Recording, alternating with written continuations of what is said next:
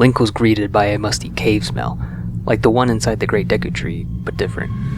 The darkness of the cave entrance was overbearing, as his body was plugging the only entrance of light. Once he wriggled through, the dusty ray from the hole illuminated Link's first sight of a bomb flower. It was a green fern-like plant, with both flower and fruit. The flower's petals pointed upwards, and were colored with a gradient of yellow on bottom to orange on top, almost like a fire's flame. The fruit was a dark blue sphere the size of Link's head, like a giant explosive blueberry. Intrigued, Link walked towards it, reaching to pick it. "Hey!" Navi shouted. "Be careful with that." Link stopped, remembering that the fruit was the raw material for Goron bombs. He stepped back, proceeding to re-evaluate his immediate objective. As his eyes got used to the darkness, he noticed a red glow. He followed it, discovering the way into the heart of the cavern. The emanating glow filled the large passage like a heavy air. This feeling was also supported by a rise in temperature. The source of this glow and heat was lava, located inside a large room of the cavern. Fortunately, it was bound in a central pit, and it didn't make the room too hot to bear. Scattered throughout the room were scaffolding, carts, and other mining tools, including bomb flowers growing abundantly throughout. The room had a second level, accessible by a crude lift. Curiously, the room boasted a shocking ornament: an enormous skull of a reptile-looking creature. "Navi, is that a Dodongo, you think?" Link asked.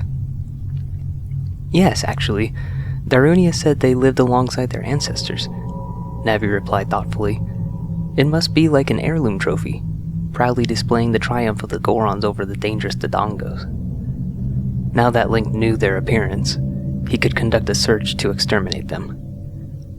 On the right side of the room, there were tunnels cutting through the rock of the cavern. He took one of them, only to find a darker, smaller chamber. Mining activities had been occurring in this room, but it was empty and dead, just like the main area. It was the next tunnel that led to what Link was looking for. The next room was very similar, only it was full of large reptile-like creatures. They looked like the painting on the wall in Goron City. They were live Dodongos. They were like alligators, only with sharp scales down their backbones, and 2 legs that waddled to carry them about. They were just larger than Link, making loud thumps against the rock floor as they wandered aimlessly. One of them was coming closer, but not approaching. Perhaps the darkness was too much for its beady black eyes.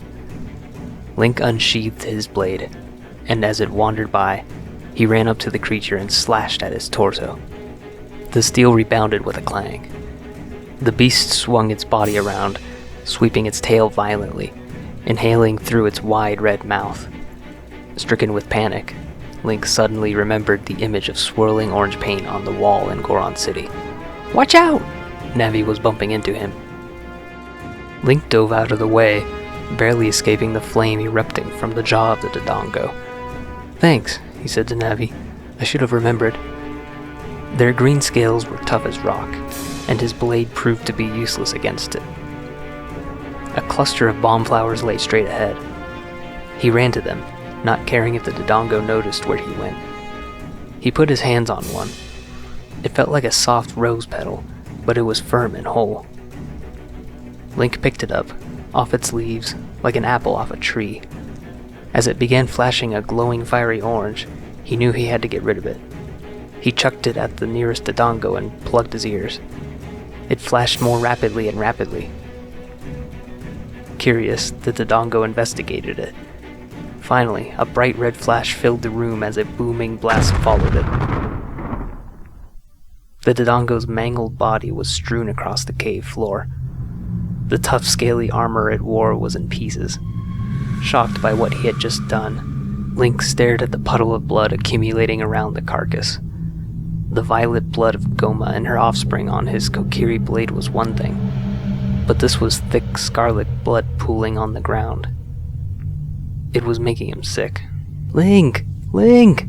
Navi yelled, just like she did when she woke him from his nightmare. The rest of the Dodongos were slowly headed their way, alerted by the blast. Regathering himself, Link picked another bomb flower and threw it into the herd. Then another, and another. The mess of lifeless Dodongo bodies and shattered scales dotted Link's field of vision. Before he could see all the blood, he ran out of the room, back into the main room with the skull on the wall. "Are you alright, Link?" Navi asked. "I'm sorry," Link panted. The dank air of the main room felt like fresh outdoor air. "They're just animals." "Don't be," replied Navi, fluttering about. "You've been through more than a boy should." Link felt an appreciation for Navi's concern, but a tinge of guilt for showing the weakness. "I made a deal," he said, as he made his way to each of the mining rooms, searching for more Dodongos. Some were empty, a few were full, and some had just a few. These rooms must have acted as nests for these infernal creatures. Each of the rooms had clusters of bomb flowers like the first, so the task of exterminating them became straightforward. Link simply forced himself to come to terms with the gruesome means of doing so. Link swept the place for more rooms, more Dodongos, but he had run out. Sighing a breath of relief that the job was done, he headed to the main room. As he was studying the skull on the wall, just about to leave, a loud screeching sound echoed against the walls of the great cavern. Link was certain that it had come from the skull's mouth. "I hoped there wouldn't be one," Navi sighed. "But that must be the king." A king? Like the Goma queen? Was that the sound of an angrily distressed father sensing that his children lay dead across the cavern? Where was he? Upon closer inspection, Link saw a faint glow between the skull's teeth. There was more to the cavern back there. "How do we get in there?" Link asked Navi. The skull was too high to reach from the rim around the lava pit, and even then, the space between the jaws was tiny, too small even for Link. "What's this?" Navi directed Link to a small faint painting on the wall below the massive skull. It looked identical to it, only its mouth was wide open, and its eyes glowed bright red. Link had a similar image of a bright red flash fresh in his mind. "I think it's saying the jaw will open if the eyes glow red, like a bomb flower going off." He looked at Navi. "How do we get up there?" "Up here," Navi shouted as she flew to a tier of scaffolding above them to the right. Link did not see this before, but a wooden bridge suspended by rope connected the upper level of scaffolding with its counterpart on the other side of the room. It went right over the skull's eye sockets. Link went over to the lift mechanism he saw before.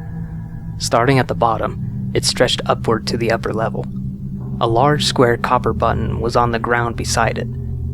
Link curiously stepped on it, and the lift started to move upward with the clanking of chains behind it. He grabbed the edge and hopped on, ascending to the heights of the main room. Fortunately, there was a cluster of bomb flowers right there. Without delay, Link boldly picked two and ran onto the rope bridge.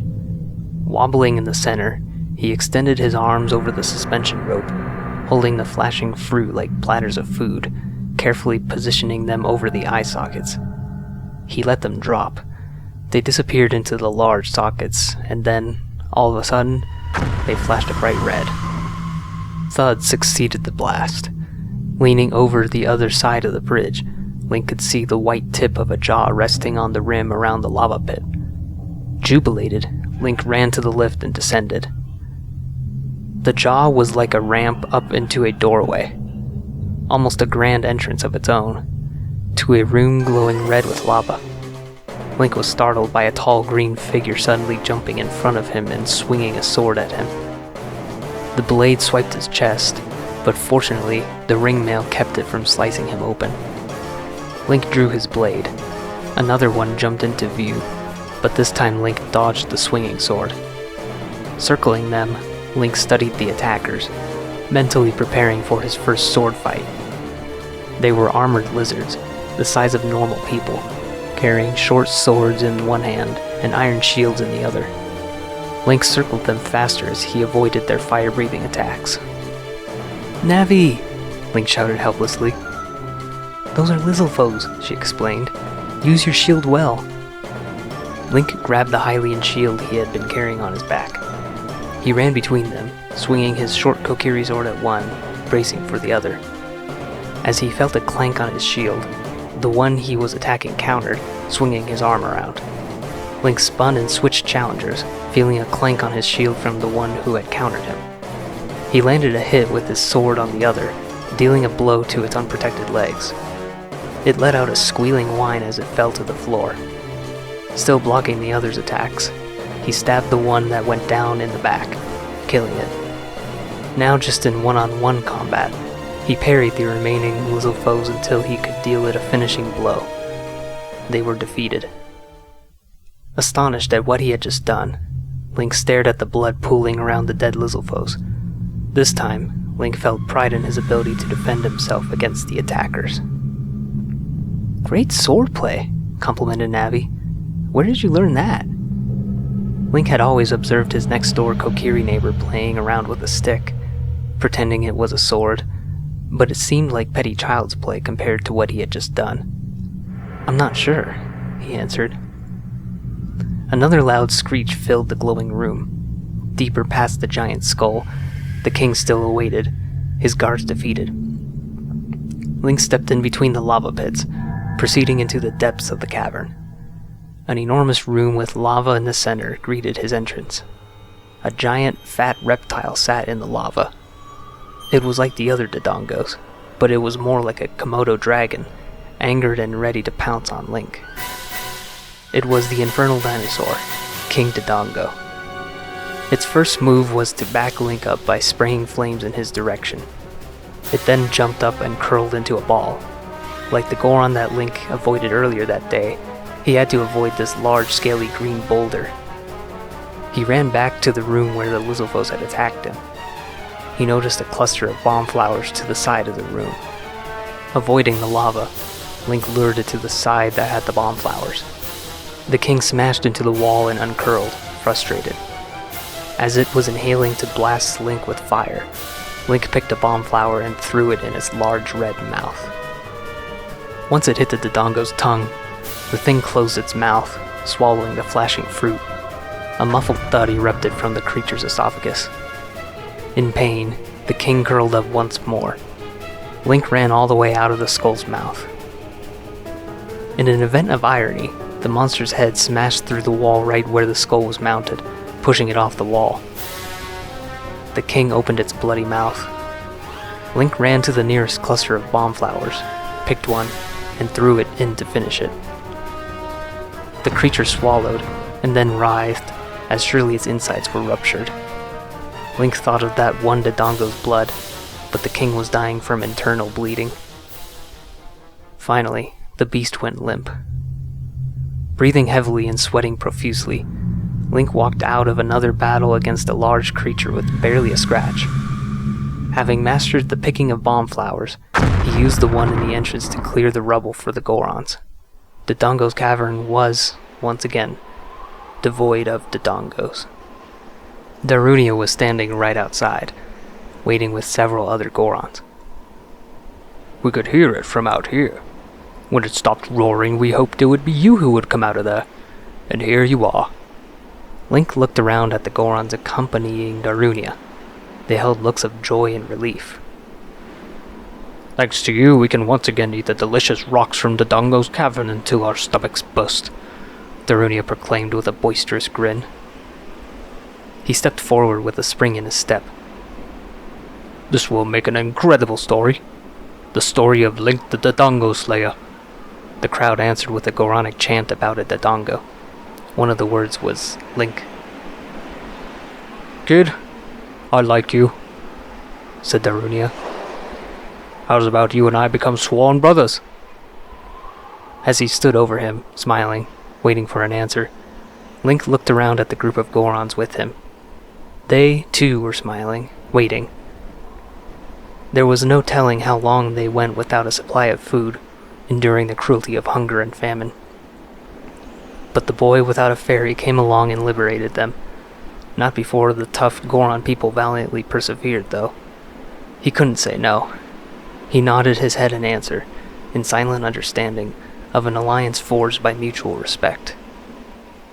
"Take this as a token of our brotherly bond." Darunia held out his hand. Link had nearly forgotten about it. In his palm was a scarlet gem, the Goron ruby. The duck print got its shape from an elongated pentagonal ruby, encased in a gold hilt. Its red glimmer reminded Link of the red glow of those bomb flower explosions. It gave him a sense of both pride from victory and joy from completion. Just one more spiritual stone was left to be collected. Darunia wrapped Link in a strong embrace, nearly crushing him. The others gathered around and gave him pats on his green hat.